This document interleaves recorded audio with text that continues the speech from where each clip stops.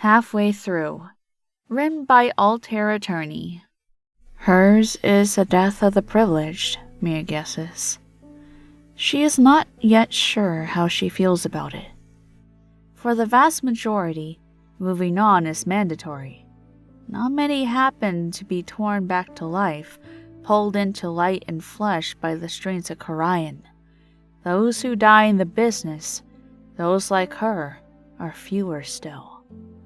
Her passing proved being born of Fae does not help that much. The very moment her head bent on her chest, Mia knew her training could never prepare her for the other side. It is a curious feeling, being more of a visitor than a lost loved one. She is split between two opposite conditions, the one she inhabits and the one she left behind. She never stops listening, in any case. That's the least she can do. She waits for their souls to rest, blissfully free from distress signals, to cut herself a lonely space in the eternity of death. She couldn't reflect on the matter otherwise. They are her last anchor. For them, she remains always. The greatest advantage of the afterlife is having no deadlines, no haste in her choices, no rough miscalculations. She brought along a fair tangle of doubts. She might as well take it slow, now that she can. She curls up in a spiral centered on the memory of their faces. All in all, this fate is one she does not mind. She exists in the convenient space between being there and gone. The shore every soul must land on, sooner or later, is vast enough for everything. She could fit in there seamlessly, with her burden of rage, love, lacerating regret. It is a breath of relief, serene and melancholic. Much better than the place she left, if it counts for anything. No, the tricky part is not acceptance at all. It is returning to them that makes it difficult.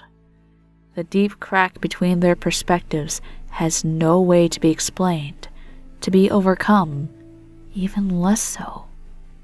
It is so simple. She is dead. But the person they call to, although her in every way, is alive. The difference is one they couldn't possibly know. Mia does not blame them.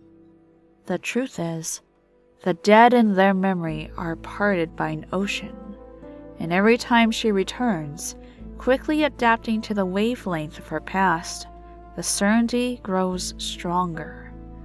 Where she must start over, they have walked on for miles. She is forced to watch them grow farther and older with every step, treading the natural path that leads living creatures to improvement. They move on in frantic changes, in lines of events that break and twist and mingle. They are heartbeat and gaze.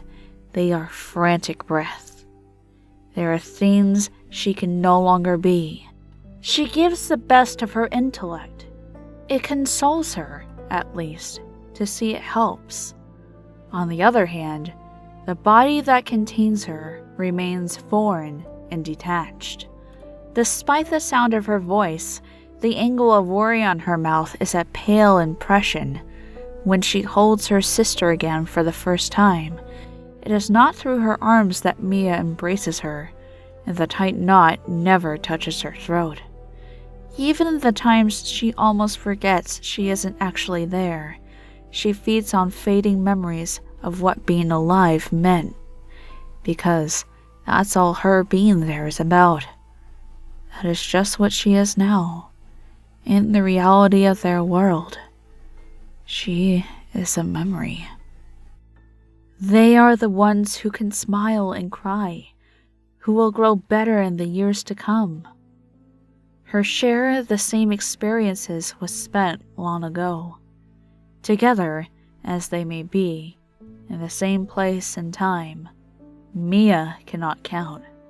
She is a compromise.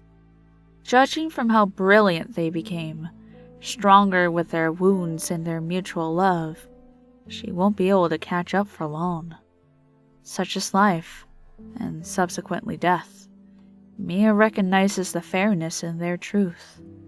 If they can only move on, so must she. The living and the dead walk separate ways, but to go back, to once more get what one has lost, is an opportunity that belongs to neither. She can guide them in her own way. She can help.